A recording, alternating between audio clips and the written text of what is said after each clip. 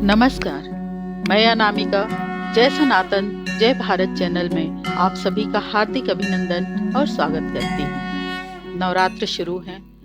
दुर्गा सप्तशती का तीसरे दिन का पाठ लेकर मैं उपस्थित हूँ। तीसरा दिन माँ चंद्र घंटा का दिन। माँ दुर्गा जी की तीसरी शक्ति का नाम चंद्र घंटा है। नवरात्रि उपासना में तीसरे दिन इन्हीं के विग्रह का पूजन आराधना किया जाता है। इनका यह स्वरूप परम शांतिदायक और कल्याणकारी है। इनके मस्तक में घंटे के आकार का अर्ध चंद्र है। इसी कारण इन्हें चंद्र घंटा देवी कहा जाता है। इनके शरीर का रंग स्वर्ण के समान चमकीला है। इनका वाहन सिंह है। हमें चाहिए कि अपने मन, वचन, कर्म एवं काया को विहित विधि विधान के अनुसार पूर्णतः परिशुद्ध एवं पवित्र करके माँ चंद्र घंटा के शरणागत होकर उनकी उपासना आराधना में तत्पर हूँ। उनकी उपासना से हम समस्त सांसारिक कष्टों से विमुक्त होकर सहज ही परम पद के अधिकारी बन सकते हैं। ऋषि बोले, महाअसुर चिक्षुर सेनापति ने जब यह देखा कि सेना तो इस प्रकार मारी जा रही है, तब उसे बड़ा क्रोध उत्पन्न हो गया और वह स्वयं भी अंबिका के साथ युद्ध करने निकल पड़ा। युद्ध में जाकर उसने देवी जी पर वाड़ों की इस प्रकार वर्षा की जैसे मेघ सुमेरु पर्वत की चोटी पर जाकर जलधारा बरसा रहा हो। तब देवी जी ने उसके वाड़ समूहों को खेत में ही काट दिया। फिर वाड़ों द्वारा उसके सारथी घोड़ों को मार डाला। फिर झटपट उसका धनुष और ऊंची लहराती ध्वजा काट कर गिरा दिए। जब उसका धनुष कट चुका, तब अपने वाड़ों से उसके अंग बिद डाले। जिसका सारथी एवं घोड़े मर चुके थे और धनुष कट चुका था, तब वह बिना रथ के पैदल तलवार ढाल लेकर देवी के रथ की ओर दौड़ा। तेज तलवार से सिंह पर जाते ही प्रहार कर दिया। फिर देवी जी की वाम भुजा पर जोर से प्रहार किया। हे राजन, ज्यों ही उसकी तलवार देवी की भुजा पर पड़ी, त्यों ही टूट गई। फिर असुर ने क्रोध से आंखें लाल लाल करके सूल पकड़ लिया। भद्रकाली जी पर उस दैत्य ने सूल डाल दिया। उस सूल इस प्रकार चमकता जैसे कि आकाश से सूर्य मंडल गिर रहा हो। देवी जी ने अपनी ओर आते हुए सूल को देखकर उस पर अपना सूल चला दिया, जिससे वह सूल सैकड़ों टुकड़ों में हो गया। साथ में उस चिच्छुर महादैत्य के प्राण निकल गए। जब महिषासुर का बलवान सेनापति मारा गया, तब देव शत्रु चामर हाथी पर बैठकर आ गया और आते ही उसने अंबिका देवी पर शक्ति का प्रहार किया। श्री देवी जी ने हुकार द्वारा ही तेजहीन कर उसे जमीन पर गिरा दिया। अपनी शक्ति को गिरा हुआ देखकर चामर को बड़ा क्रोध आ गया। उसने पुनः सूल का प्रहार कर दिया। सूल को भी देवी जी के वाड़ों द्वारा उछाल डाला। तब सिंह उछलकर हाथी के मस्तक पर चढ़ बैठा। फिर दैत्य के साथ भुजा युद्ध करने लगा। वे दोनों परस्पर लड़ते लड़ते उस हाथी पर से नीचे पृथ्वी पर आ गिरे और भयंकर प्रहारों से परस्पर युद्ध करने लगे। तब बड़े वेग से सिंह ऊपर की उछाल और ऊपर आकाश से नीचे की ओर गिरते गिरते पंजों के प्रहार से दैत्य चामर को का सिर धड़ से अलग कर डाला। देवी जी ने शिला एवं वृक्ष आदि से युद्ध में उदग्र को मार डाला। फिर कराल को भी दांतों, मुक्का एवं थप्पड़ों के द्वारा मार गिराया। क्रोध से परिपूर्ण देवी ने गदा की चोटों से उद्धत को चूर चूर कर दिया। भिंदीपाल शस्त्र द्वारा वास्कल तथा वाड़ों द्वारा अंधक एवं ताम्र को मारकर यमधाम भेज दिया। त्रिनेत्रधारी देवी परमेश्वरी ने उग्रास्य उग्रीवीर महाहनु नाम के दैत्यों को त्रिशूल द्वारा मार दिया। तलवार से विडाल कर सिर धड़ से अलग कर दिया। दुर्धर और दुर्मुख इन दोनों को बाणों द्वारा यमपुरी पहुंचा दिया। इस प्रकार अपनी सेना का नाश होता देख भैंसे का रूप बनाकर महिषासुर उन गढ़ों को डराने लगा। कुछ एक गढ़ों पर उसने थुथनों से प्रहार किया, दूसरों को सिंगों से फाड़ा, कुछ एक को बेग द्वारा, दूसरों को सिंहनाद द्वारा और घूमने से अन्यों को श्वास वायु द्वारा पृथ्वी पर गिराया। इस प्रकार गढ़ सेना को गिराकर वह महिष सिंह की ओर झपटा। जो ही सिंह को मारने लगा तब जगदम्बा को बड़ा क्रोध उत्पन्न हुआ। उधर महापराक्रमी महिषासुर भी क्रोध से पृथ्वी तल को अपने खुरों से खोदने लगा। फिर सिंहों से बड़े ऊंचे ऊंचे पहाड़ उठाकर फेंकने लगा, साथ में गर्जने लगा। वेग के साथ घूमने पर पृथ्वी क्षुब्ध होकर फटने लगी। उसने पूंछ में समुद्र पर प्रहार किया, जिससे क्षुब्ध होकर समुद्र पृथ्वी की ओर से डुबाने लगा। चलायमान होते हुए सिंह के द्वारा छिन्न भिन्न हुए बादल के टुकड़े टुकड़े हो गए। उसके श्वासों की कठोर वायु से उड़ते हुए सैकड़ों पर्वत आकाश से गिरने लगे। इस प्रकार क्रोधपूर्ण उस महादैत्य को अपनी ओर आता देखकर चंडिका उसे मारने के लिए क्रोध में आ गई। कुपित चंडिका ने उसकी ओर पास फेंका, वह उसके द्वारा उस दैत्य को बांध लिया। तब तो उस महायुद्ध में बंधे हुए दैत्य ने अपनी महिषासुर रूप का त्याग कर दिया, झटपट सिंह के रूप में आ गया। ज्यों ही चंडिका उसका सिर काटने लगी तब तो वह तलवार हाथ में लिए पुरुष दिखाई देने लगा। तब शीघ्रता से तलवार ढाल वाले इस पुरुष को अपने बाड़ों से देवी ने बीध डाला। अब वह एक बड़ा हाथी हो आया। अपनी सूंड से देवी के सिंह को खींचा और गर्जने लगा। उसके खींचते समय अपनी खड्ग के द्वारा देवी ने उसकी सूंड को काट दिया। फिर वह महादैत्य भैंसे के रूप में आ गया और चराचर त्रिलोकी को सताने लगा। जो जगत माता चंडिका क्रोध में आकर फिर उत्तम मधुपान करने लगी और लाल लाल नेत्र करके हंसने लगी। वह दैत्य भी बल पराक्रम के मद में उन्मत्त होकर गर्जने लगा और अपने सिंगों से पहाड़ उठा उठाकर देवी की ओर फेंकने लगा। देवी ने भी अपने वाड़ों के समूह से उसके फेंके हुए पर्वतों को चूर चूर कर दिया। तब सुरापान के मद के कारण लाल लाल नेत्र वाली चंडिका जी ने कुछ अस्त व्यस्त शब्दों में कहा। देवी जी ने कहा, हे मूढ़, जब तक मैं मधुपान कर लूं तब तक तू क्षण भर के लिए गर्ज ले। मेरे द्वारा संग्राम युद्ध में तेरा वध हो जाने पर तो शीघ्र ही देवता भी गर्जने लगेंगे। ऋषि बोले। इस प्रकार कहकर देवी जी उछलकर उस महादैत्य पर चढ़ गई। पांव से दबाकर दैत्य के कंठ पर त्रिशूल से वार किया। देवी के पांव से दबे हुए उस दैत्य ने अपने मुख से बाहर निकलने का प्रयत्न दूसरे रूप में किया। अभी आधा निकल ही पाया था कि देवी जी ने अपने पराक्रम द्वारा उसे वहीं रोक दिया। आधा निकलकर भी उस दैत्य ने युद्ध करना नहीं छोड़ा। तब देवी जी ने अपनी तेज तलवार से उसका सिर काटकर नीचे गिरा दिया। दैत्य सेना हाहाकार करने लगी। तब उस सारी सेना का भी देवी जी ने नाश कर दिया। सभी देवता अत्यंत प्रसन्न हुए।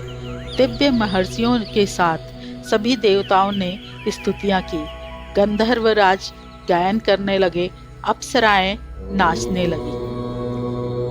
ऋषि बोले, अत्यंत पराक्रमी एवं दुरात्मा महिषासुर एवं उसकी सेना के देवी द्वारा मारे जाने पर इंद्र आदि देवतागण अपनी वाड़ियों द्वारा देवी जी की स्तुति करने लगे। जिस देवी जी ने अपनी शक्ति से सारे जगत को व्याप्त कर लिया है, जिसका स्वरूप सभी देवताओं का समूह है, सभी देवताओं एवं महर्षि जिसकी पूजा किया करते हैं, उस अंबिका देवी को हम प्रणाम करते हैं। वही देवी हमारा मंगल करे, जिसके अतुल प्रभाव को एवं बल को भगवान शेषनाग, ब्रह्मा तथा हरि भी नहीं कह सकते, वही चंडिका देवी सारे जगत के पालन के लिए तथा अमंगल के भय के नाश का विचार करे।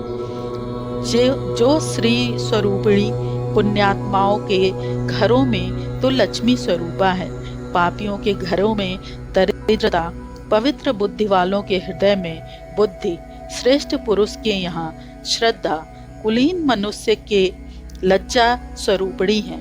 इस प्रकार की हे देवी जी, हम आपको प्रणाम करते हैं। हे भगवती, आप विश्व का पालन करें। हे मातेश्वरी, आपके इस अचिंत्य रूप का, असुरों के क्षय करने वाले आपके महान पराक्रम का एवं देवता तथा असुरों के सामने संग्राम में किए गए आपके अद्भुत चरित्र का वर्णन हम किस प्रकार कर सकते हैं। हे भगवती, आप संपूर्ण जग का कारण हो। सत्व, रज, तम इन तीनों गुणों वाली होते हुए भी आप अज्ञेय हो। दोषों के कारण हम लोग आपको जान ही नहीं सकते। हम तो क्या विष्णु, शिव आदि भी आपका पार नहीं पा सकते।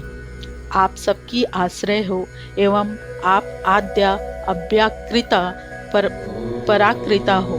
हे देवी जी, सभी यज्ञों में जिसके उच्चारण करने से ही सभी देवता तृप्त हो, आप ऐसा अचिंत्य महाव्रत स्वरूप हो और संपूर्ण दोषों से रहित, इंद्रियों को वश में करने वाले तत्व को ही सार जानने वाले मोक्षार्थी मुनिजन जिसका अभ्यास करते हैं, वह देवी भगवती पराविद्या आप हो। आप शब्द स्वरूपा हो।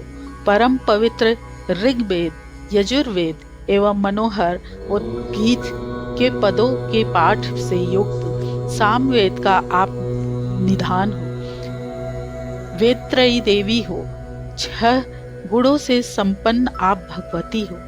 सभी शास्त्रों का ज्ञान करने वाली हे देवी, आप मेधा हो।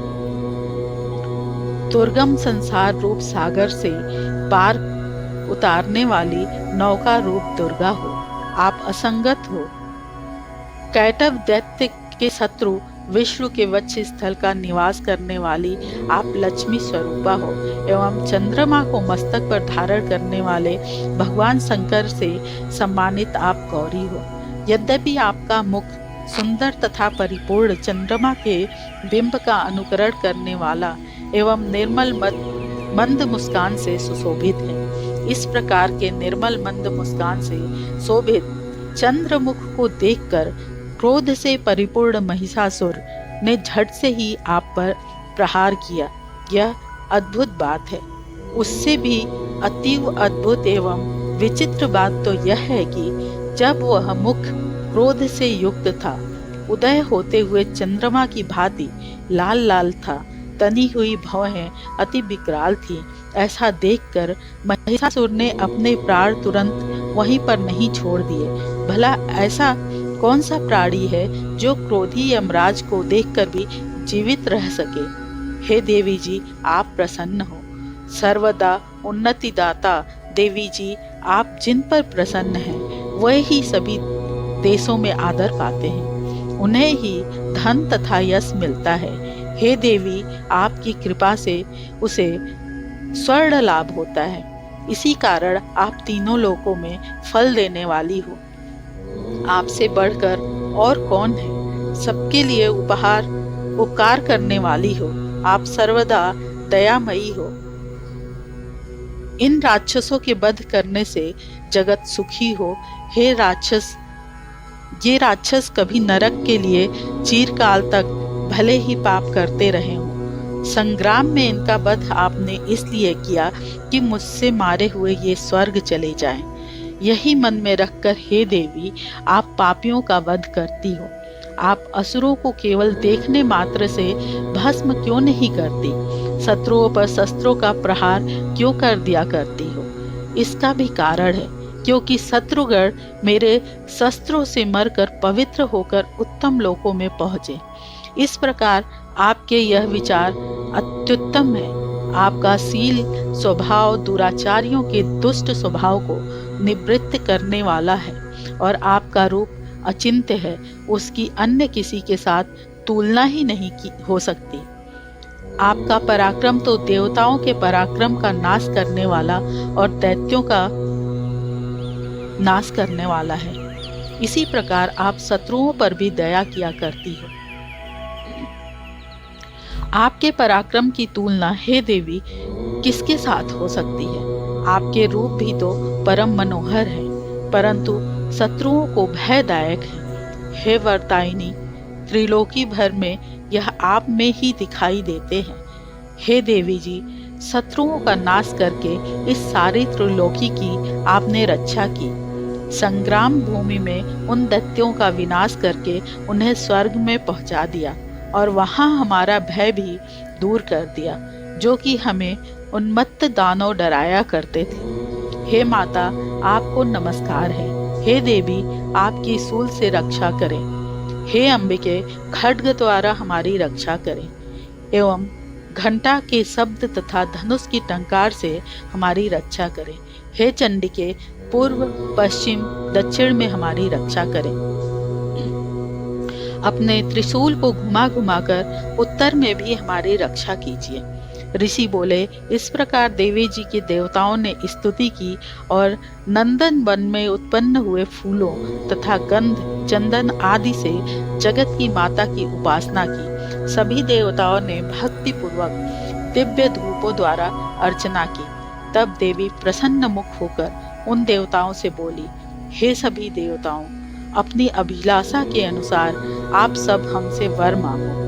देवता बोले, हे भगवती, आपने तो हमारी सभी कामनाएं पूर्ण कर दी, कुछ भी बाकी नहीं। हमारे इस महिषासुर शत्रु का आपने वध कर दिया।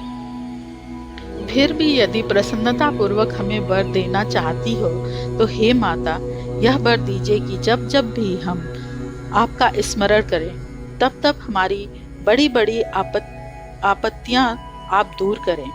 हे प्रसन्न वदने मातेश्वरी, जो भी मनुष्य इन स्तुतियों द्वारा आपकी स्तुति करे उन्हें वित्त सिद्ध वैभव दीजिए। हे अंबिके, हम पर सदा प्रसन्न रहिए। ऋषि बोले, राजन, जब देवताओं ने अपने तथा जगत के कल्याण के लिए इस प्रकार वर मांगा तब उन्हें तथास्तु कहकर भद्रकाली अंतर्ध्यान हो गई। हे राजन, पूर्व काल में तीनों लोकों का हित चाहने वाली देवी का देवताओं के शरीर से जैसे प्राकट्य हुआ, वह सारी कथा मैंने कह सुनाई। इसी के साथ तीसरे दिन का पाठ संपूर्ण होता है। जय सनातन, जय भारत।